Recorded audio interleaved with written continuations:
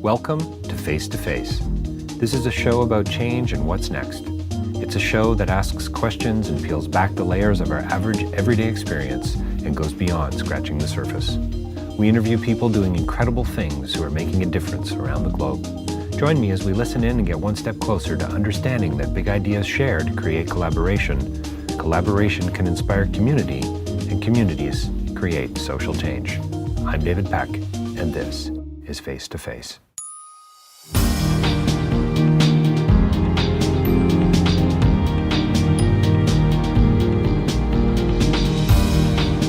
Our next interview is with a guy that I think you've probably heard of before. He's sold a few books along the way. I think we're talking about around 25 million books. His name's Paul Young. He's written a book called The Shack, another book called Crossroads.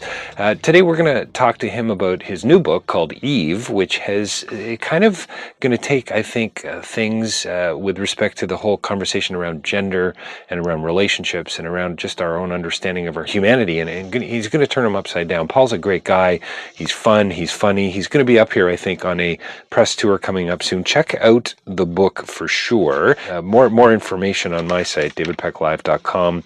Paul's going to talk about relationship is where real change happens. So buckle up and listen in as Paul talks about authenticity of story. And he talks about how every move toward God has to go through some form of atheism of one kind or another. So listen in, and we'll speak with you shortly. Well, welcome to Face to Face, and we have a returning guest to the show. He's an author, he's a speaker, he's just an all-around good guy. Paul Young is joining us today. Paul, thanks for being a guest today on Face to Face. David, it's always a great pleasure and honor to especially be with you. You're such a good friend, so that's great. Thank you. Thanks for that, Paul. So you got a new book. So I guess you're not happy with having sold 23 million books? I never intended to do that in the first place. So it's not like I'm trying to add more fuel to the fire. It's I've always been a writer, but the surprise was that anybody besides my friends and family cared. And, right. So I'm just continuing to do what I was doing anyway, so I've got a new book. This one was a very long pregnancy, though. Let me tell you. It's been fermenting for a long time. Yeah, 40 years. That's a long pregnancy. Wow. And, yeah. So the labor was very excruciating, but I'm very pleased with the baby is healthy. So I want to get to that in a second, and I'm just going to tell the listenership that I've read the book. Or at least I've read a version of it. Paul was kind enough to send it to me. It's great. I loved it, Paul. I got a lot of things I can ask you about, but what was really interesting to me was what I would say this, because I'm such a huge fan of Blade Runner and kind of that science fiction-y, dystopic-like kind of edge. It had that. It had a whole Matrix thing going on, or Hunger Games, or so. I was seeing the images, of the film as I was reading the book, which doesn't usually happen. So I think that's probably partially the writing, but also just the storyline. It just had this, I don't know, the washing up on the shore. And so let's get that in a second. But because I've, brought up some film references, nice little segue into The Shack is now finally, or maybe shooting's wrapped, but it's coming to the theaters, right? It is, and it'll be in 2016. Don't know exactly the release dates yet. If I was to guess, I would guess either late August or Thanksgiving of next year. And, okay. But that would be just a guess at this point because they haven't made anything public.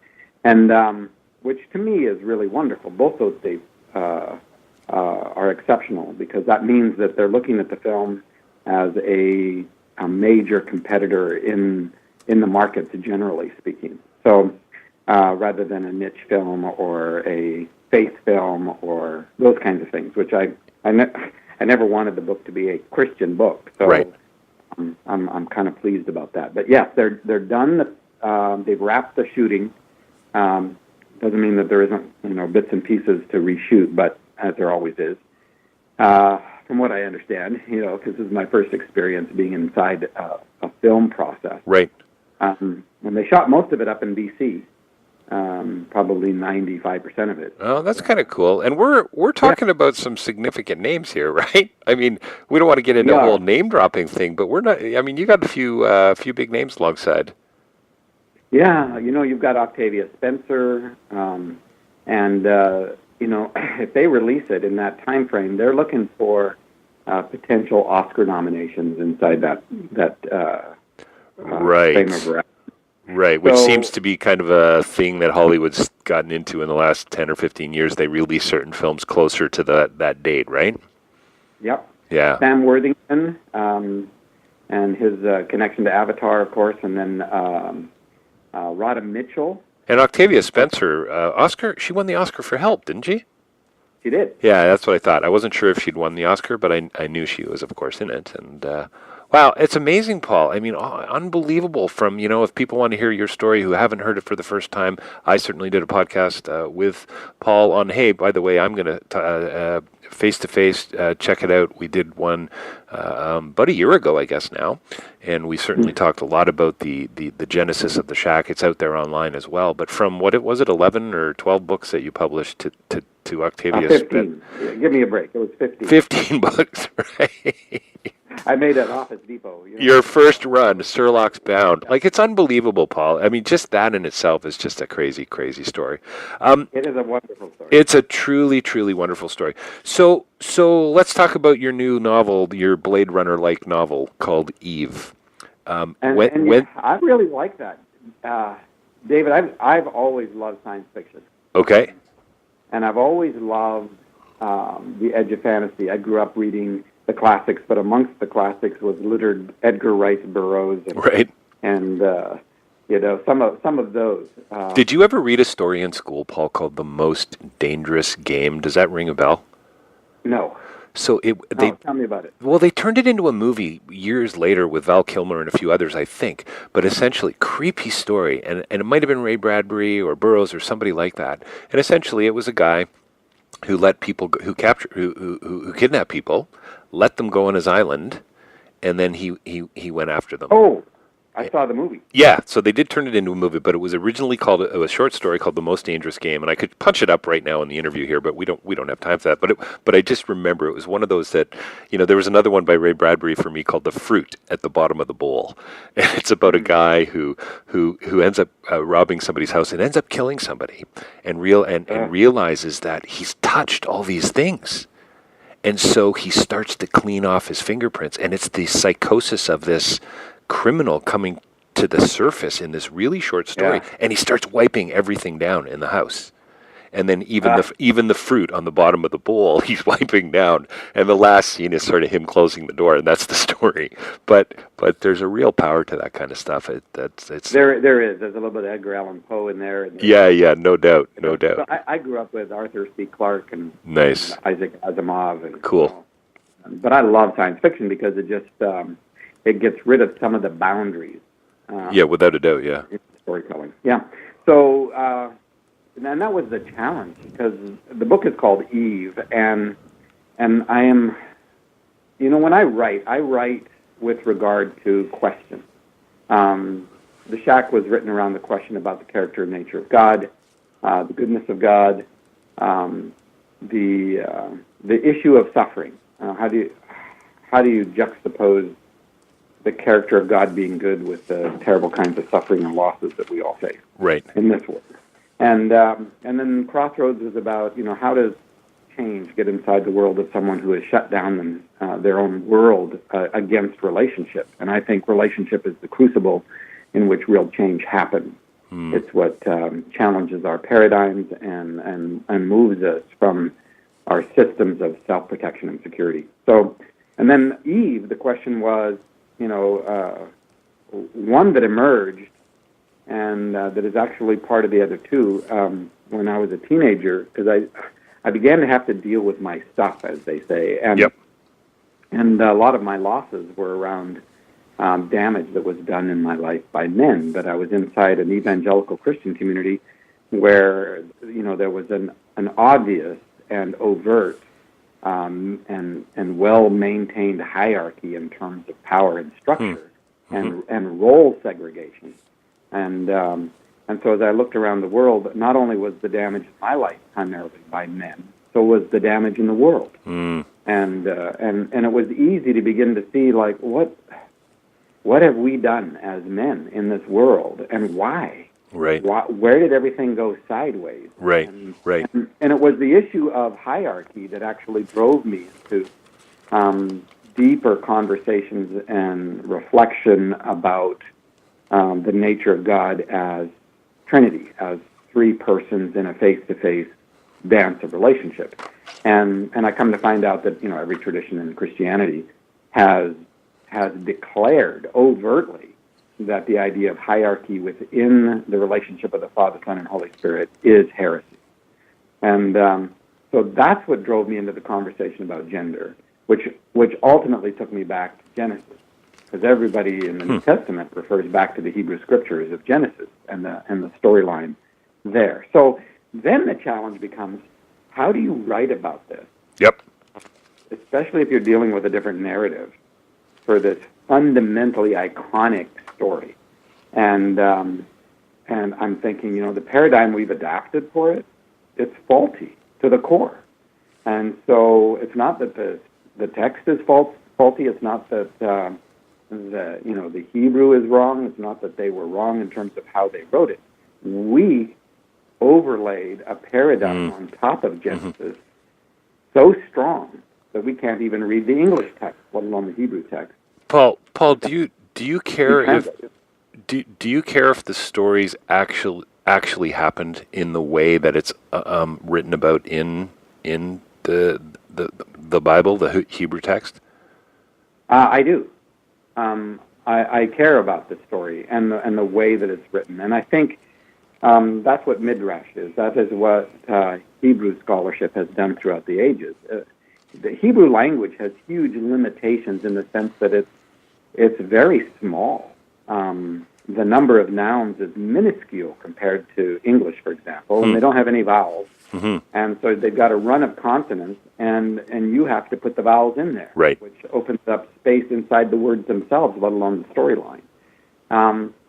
So I think that the way it's unfolded is very critical. And yeah, you can have a big conversation about, the historicity of the creation of Adam and Eve and all of that. And that certainly seems to be going on right now, right? With the Greg Boyd, Derek Flood, Peter Enns, Brad Jerz. There's a few of these guys that are having some of these infallibility conversations right now. Yeah, and I think the question about inerrancy and infallibility is a whole different question than the question about the authenticity of story. I think nice. I think one is a very scientific question, and a rational Western Enlightenment question. Yep. And the other one is about art and beauty and wonder and truth. And, and isn't it, Paul? I mean, and isn't this, to me, like, I grew up in an environment. I don't know about you, but I grew up in an environment, and I mean my family and sort of the church environment, very conservative, where fantasy fiction, certainly science fiction, was seen as an issue, was seen as a problem. I mean, that's not true. It's fantasy. It's imagination. So it's dangerous. So even C.S. Lewis's stuff. I remember an uncle of mine questioning me on the value of it, and I've learned over time that, and I'm teaching my children now, that it's I don't care if the story is actually true, capital T. It's what it points to that means something. Isn't that what you mean? Well, you care if the story is actually true, capital T. It's just that you're not so concerned whether it's actually real. Actually real, thank you. Like, yeah, right. Did it actually happen in this way? Correct. But what it points to is what's so beautiful and profound and actually true. Yeah, and here's part of the beauty of it. In the realm of relationship, everything's fiction, and you tell a story about what just happened, you're creating a story, and there are elements of it that are real, and that somebody else inside that story would have also identified as, right. Well, that happened. But the way that you tell it, the nuance you tell it, the tone of voice that you tell it in, all of that is fiction. But it doesn't mean it's not true. Right. Parables are all true, capital T, but they're not real. Yeah. And in terms of that, inerrancy, infallibility thing, which, again, you see this separation between the real and the true. And I think part of the beauty of story is that it gets to things that are true and invites you to hear for yourself. And I think that plummets the depth of human, the wonder of humanity and the integrity that underlies the beauty of participation in a cosmic dance that is far more profound than, two-dimensional surface facts. In Paul, in Eve, one of the things, and I don't know if this is, if you're the first person to have done this, but certainly it's the first time I've recognized it in this way, and I've certainly been tracking with your writing and speaking and with others that are doing some, Baxter Kruger and others, and James Torrance and the people that are doing some of the same kind of work. But you refer to God, however you define that, as they. You never say he, you never say she. In the book, it's always in the, I was going to say in the plural, but I'm not even sure that's the right way to look at this. The meta plural, maybe? But yeah. The way you refer to God is relational. I do. And even in that, I spun it a little bit. So when it's a reference to Adonai, who is the name that was adapted so that the unpronounceable name of God, you had a way to refer to that person of the Trinity. And I believe the Hebrew Scriptures, right from Genesis chapter 1, verse 1, begins to explode the myth of a mono God. That is, that there's a monad God, a singularity, but we have a God who is one. There is only one God, but there is a plurality of persons. And I think that's from Hebrews chapter 1. From the Hebrew Scriptures, Genesis chapter 1. So Elohim, in the beginning, Elohim. Elohim is a plural noun, but the verbs are singular. So this plural noun acts in singular ways, but the pronouns are then plural. And Genesis says, let us make man, humankind, in our image. And so the plurality is there. So Adonai, which would be Jehovah, would be the anglicized, unpronounceable name, Yahweh, or it would be a reference to the Messiah coming, the one who bridges, in a sense, not a separation gap, but bridges between creator and creation, that person of the Trinity. Then sometimes I refer to that character in he. Sometimes I refer to the Holy Spirit character, who is referenced in Genesis 1 as Ruach, which is feminine. And so I'll slip in a she, but in terms of the oneness of God, I always use they. Do you think people are going to be a little? Are they going to have one more reason to be annoyed with you, Paul? Oh, sure. If they want to be annoyed, they won't even read the book. That's what they did with the Shacks, and those are my people, so I know them. And we come from a camp where it's about being right. Yes. Not about loving. And so we're on the infallibility, Yeah. Inerrancy side of the cup. It's about being right. Who cares whether it's true or not? And but the beauty of it is that we live in a time right now where the barriers and being right are not so concrete as they were 15 years ago, 20 years ago. Information has definitely slammed into the wall of propositional truth. Nice. And allowed for a huge amount of questions to rise that we've had as human beings, but weren't allowed within a religious context to even ask. And so things aren't as impermeable as they once were. And the fact that I use they will raise questions, but those questions, I think, will be far more embraced now than they would have 50 years ago. Yeah, without a doubt. So timing's part of it. Time, without a doubt. I think timing is incredibly important. So I don't know if it was timing for me. Sometimes you see a film and you go, "Wow, that was the greatest film I've ever seen," and you bring it up at a dinner conversation 3 days later, and you go, "What are you, a moron? It was awful." Yeah. Yeah. So, But as I read the book, I got deeper in. I tried to start it a couple times, and then I put it down and said, you know what? Nope, I'm not going to do that to Paul or to the book or to the text or to the story. I want to read it all in a as short of a time as I can, and I did that. So I really got pulled in, and honestly, and this isn't, I don't think, just because we're friends. As I was explaining it to somebody after finishing, I started to well up with some tears. There was a lot of there was a real emotional edge for me on this one. And I really resonated with the main character in the story. And I wonder, Paul, would you say, so here's some phrases, folks, from the book. Lily of Last Questions, the almighty voice of furious love. These are direct quotes. You're lost to yourself, but you're not to me. A creator and created lingered in the fellowship of other-centered love. Even a minor crisis can shatter the human soul. And I think that's the one I want to talk about for a second, Paul. But just some beautiful phrases out of the book. Was Eve, did it come out of brokenness then? Is that kind of, this phrase, even a minor crisis can shatter the human soul? It's just such a lovely phrase and and just draws me right in. Tell me a bit more about that and maybe the genesis of the book. Yes, the answer is of course, yes. But I think the resonance is on many different levels. And I think part of it is that when you read this story, it connects to longings.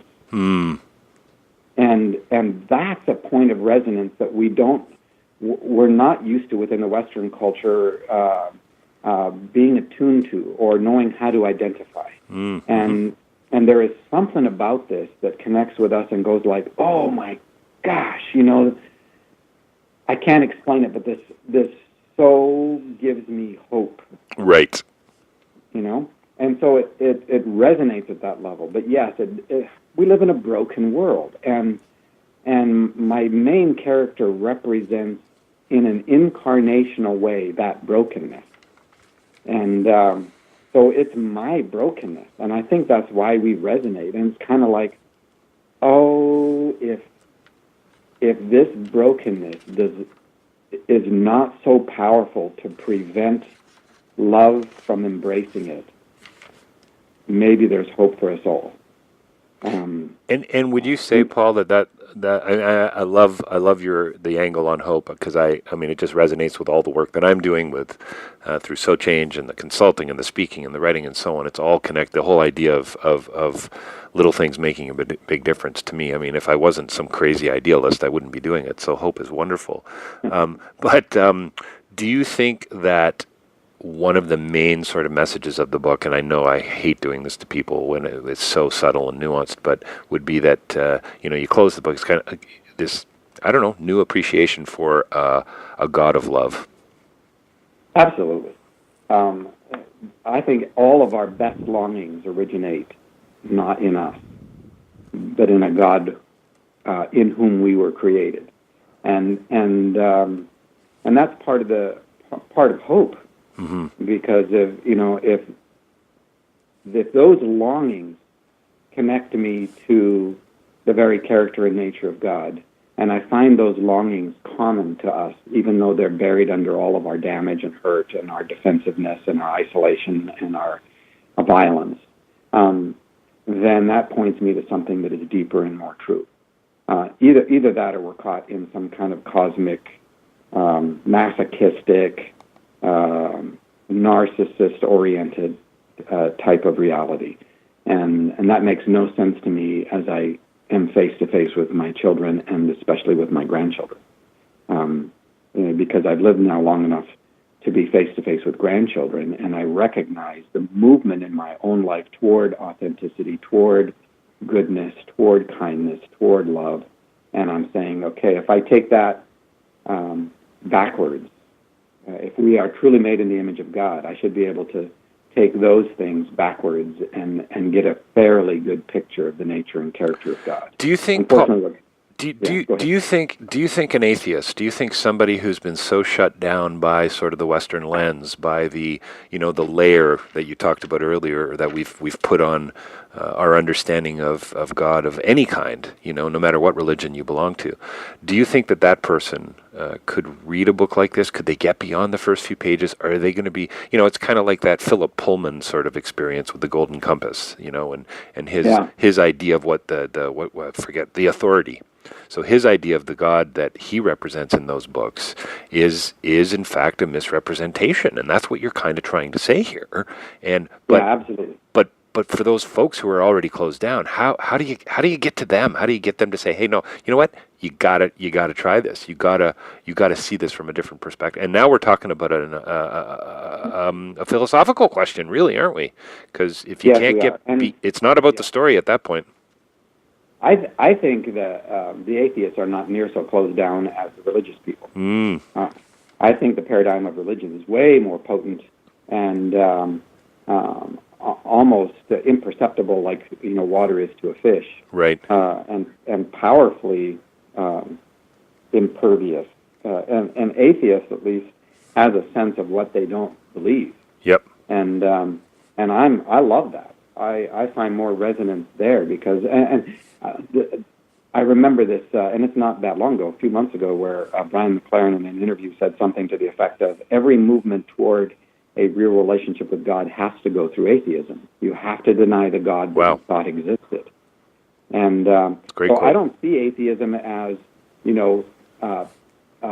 way outside this conversation. I see religion as way outside this conversation. It's when people ask me about secularism and they bemoan it, I say, don't you understand that secularism is halfway to Jesus from religion? Right. And so, I find great affinity with, and I found a lot of atheists who have read The Shack and Crossroads and will read Eve and find resonance because these books are human books. Right. First and foremost. They're not religious books. They're not agenda-based, let me get you out of your camp and into mine. Right. At the end of this, you have a sense of openness in terms of the conversation. You can have fundamentalists in every kind of ideology and philosophy, as you know, as well as every religion. And it's the fundamentalist mentality that is the one that is most difficult to break through to because it's become an identity. That's why they're fundamentalists, whether they're atheistic fundamentalists or religious fundamentalists. They now have an identity as one, and that piece is very hard to break through to. But if there is an openness to the conversation at all, then we're going to find that openness inside the coherence of a conversation about our humanity. Right. Not about gender, not about ethnicity, not about philosophical idealism, but about our humanity. And I think that it will absolutely resonate inside that conversation because they're going to be able to identify themselves. I love the notion of a coherence in a conversation about our humanity. And I just went to, I've used this line many times, but I was raised with a you can't talk about sex, religion, and politics, and I've kind of added another one to that, and I've said, okay, and death as well. So those are sort of four things. Well, in our house, we're trying to raise our kids quite the opposite, so that we are talking about these things on a regular basis. And I think that's a coherence that we're all looking for, Paul, is to be able to talk about those human things like our sexuality. Oh, hey, yeah, good idea. Let's leave our sexuality to the pornographers. Yeah, exactly. Do you know what I mean? Like, how Absolutely. ridiculous is that we can't have a dinner conversation with our close friends and have some fun at the same time, maybe? Yeah. At our, I love, I think it was W.C. Fields who said something about, there was a conversation about sex, and he's like, yeah, and besides, the positions are ridiculous. And I just, is that not awesome? Like, that's so funny. It's very funny. But to be able to laugh at ourselves, I think brings some healing. And I love your idea of this coherence in talking about frankly, talking about our brokenness, it seems to me. Yeah, and I would add another one to that list, too, and that would be money. And money, yeah, for sure. Yeah, you can't talk about money. Yeah. Do you know that to this day, I don't know what my father made per year for a living when he worked, because it was just you just don't talk about that.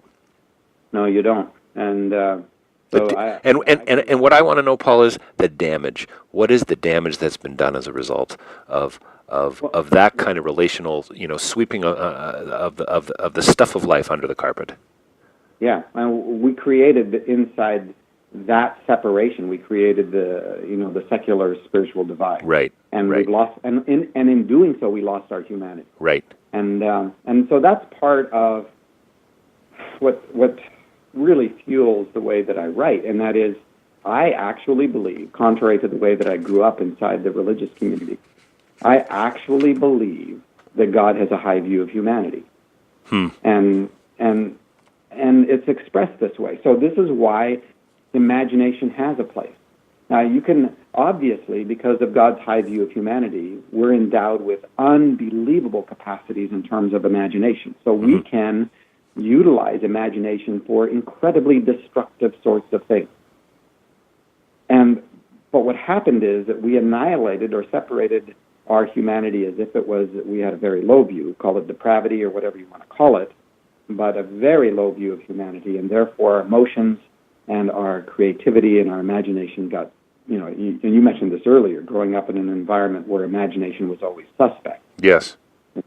And so mysticism, or that whole side of real relational mystery, with regard to relationship, whether it's between me and another human being or me and God, that was also squelched and reduced to a very flat, two-dimensional kind of set of propositions. Do you think? Do you think that has to do with fear, Paul? Is it really fear? It always has to do with fear and then control. Yeah. Fear and then control. Yeah, because fear exists in our life to the degree that we don't know we're loved. Right? That's 1 John. Yeah. And therefore, the response to fear is one of two things: you either control or you trust. And they kind of take you in two totally different directions. If you control, then you've got to use everything to stay safe and to control your environment, whether it's through ideology and ideas and philosophy and religion and tenets and whatever, structures, institutions. You find a way to control so that you don't have to take the risk of trust. That's why pornography is so powerful, because it is about a relationship in which you don't have to trust. It's the imagination of a relationship in which you don't have to trust, but it is starkly two-dimensional, has no depth or wonder or mystery to it, and it is totally controlled by the user. It is the objectification of a human being in order to have an imagination of a relationship so that the risk of a real one doesn't have to be engaged. Yeah, that's fascinating that you talk about risk and trust in relationship to that. I mean, the whole idea of risk and reward is very present to me in Eve, in the book as well. I mean, it is. It's definitely one of the golden threads. Hey, we got to wrap up soon, believe it or not, so we're going to have to do a part 2. But one of the things I think that I found profoundly true while reading the book, and I think it's one of those classics where, I've always known this, and yet, you read someone else putting it in a different kind of language, and it's kind of it's one of those lovely aha moments, those shocks of recognition. But do you think that we all filter our experience of the world around us and of others through a sense of shame and self-loathing? And that's a direct quote out of the book. And I say yes. I think God has nothing to do with shame. I think shame and guilt are two very, very different things, and we interchange them, I think, wrongfully. Guilt is that I have done a violation. I actually am wrong. I've broken something that was not mine to break. I've transgressed a law. I've violated a human being in terms of, that's guilt, and where I can recognize, you know what, I'm wrong. Will you please forgive me? And but shame is, I am something wrong. At the core of my being, if you go down to the deepest place of who Paul Young is, you will find a piece of crap, right? Right. And if you begin with the view that I am something wrong, then everything on top of that is your house built on sand, because it's all shifting and it's all changing. So I think a lot of how we relate to each other, not just in one-to-one relationships or to ourselves, which I think is really a significant place where shame occurs, but even globally, even within ethnicity and political geopolitics and all that we relate to each other based on shame. You know, I spent some time in Croatia and in Serbia where you have ethnic religious violence that has been there for now decades, and everybody is filled with shame. You have a Hispanic culture that, if you put religion on top of it, where face-to-face is almost unknown. Everybody comes with head bowed down. And I think the fact that we pray with our heads down and our eyes closed is indicative of centuries of shame, because there is something about face-to-face that is an absolute affront to shame. It is to say, I matter. And shame says, you don't. You know, you're nothing, you're worthless, you're stupid, right. You're not enough. And so, yeah, I think shame fuels culture, and it fuels imagination, and it fuels politics and structure, and I think that there is hope to change that. Well, I think there is. Yeah, I think there is too, and it makes, working in development and so on. I just think of the. Well, I'm glad you brought up the whole former Yugoslavian issue, because I think the forgiveness, reconciliation, relationships, all of that can be so, it seems to me, connected to these things. What's going on in Cambodia, Sierra Leone, Syria, the conflict around the world. Don't want to oversimplify this stuff because it's hugely cultural and religious and all these different things. Yep. But it makes you wonder, when you've got a world leader signing a document or making a decision or responding to some question by a reporter, if they're responding out of a sense of shame, right? Yeah. How is that now going to affect policy at a high level that's going to affect a family at a very grassroots level? It's wildly interconnected. It's wildly interconnected. I have a friend who started an organization called StopDemand.org, she works with the UN, and she is an incredibly potent human being, and she has found such little support for her positioning at the highest levels, and fundamentally it's because the men in power are afraid to take a stand because it'll indict their own behavior. Right. She told me, as far as a people group, the evangelical male community are the hardest to get on board in terms of an sexual trafficking, anti-pornography stance, because they are so embedded inside this secretly that they are afraid to take a stand that'll indict themselves. And that's all shame-based. Shame is what's hidden. What do you keep in hiding? What is secret? What is that which fuels you? And then you create institutions to protect yourself from exposure in one sense or another, and we've got a world full of those things. And then I wonder why, I'd rather kill you than you find out the truth of how horrible I think of myself. How bizarre is it? It's wild. Paul, I'm going to read it. Can I read a quote from the book? Yes, absolutely. So I'm going to do that to end. But so when are you going to write a book? So you've done a few fictional things. Are you going to write anything, do you think, that kind of unpacks this in a way that we're talking about right now? Is that on your to-do list? It is. I